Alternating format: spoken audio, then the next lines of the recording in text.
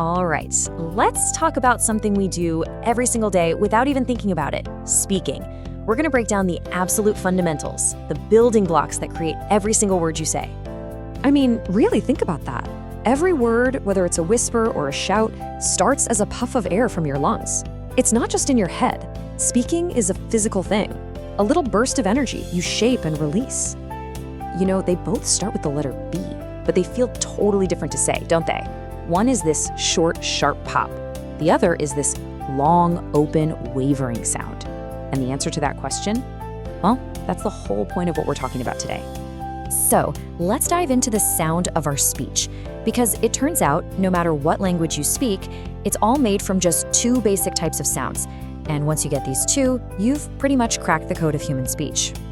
Seriously, that's it. That's the secret. All the poetry, all the arguments, all the songs, it all boils down to one simple choice. Do you let the air flow freely, or do you get in its way? So let's start with that first choice, letting the air flow. This brings us to vowels. These are the open sounds, the free-flowing heart and soul of our language. And here's the key. When you make a vowel sound, absolutely nothing blocks the air. Your tongue, your teeth, your lips, they might create a certain shape, sure, but they don't stop the sound. It's just an open highway for vibration, straight from your vocal cords out into the world. Think of it this way. Go on, try this right now. Make a long ah sound. You can just hold it, right, for as long as you've got breath. Feel that constant vibration in your throat? That's the vowel. It's the music, the steady hum at the core of a word.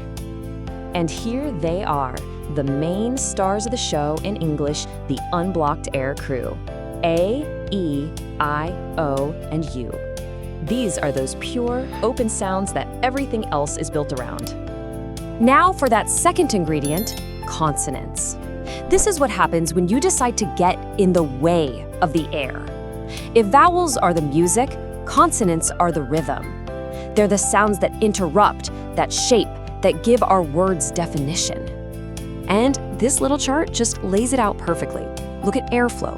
Vowels are open and free. Consonants are blocked. Mouth shape. Vowels unobstructed. Consonants obstructed. And their role? Vowels are this steady beat, the ahs and ohs. Consonants are the rhythm, the ta, pa, and ka sounds that chop that beat into actual words. And we are masters at blocking this air in all sorts of clever ways. Come on, try it with me. To make a P sound, you use your lips. Feel that little pop? For a T sound, it's your tongue hitting the back of your teeth. And for a sound like K, that block happens way in the back of your throat. It's this system of getting in the way that gives us all our different consonant sounds.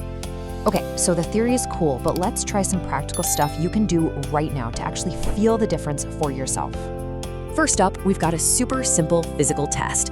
I love this one. It's called the chin drop test. Okay, let's do this. Put your hand right under your chin. Now say the vowels nice and slow. A, E, I, O, U. Did you feel it? Your chin literally has to drop down to make that open space. Now try saying S or M. S, S, S. See? Nothing. Your chin stays put. It's such a neat physical cue. All right, trick number 2. This one takes us right back to that very first idea we talked about, airflow. Okay, hold your hand up maybe an inch or so from your mouth. Now say the letter P with a bit of force. P. You feel that little explosion of air? That's the consonant. That's the air being blocked and then released. Now do a long ah sound.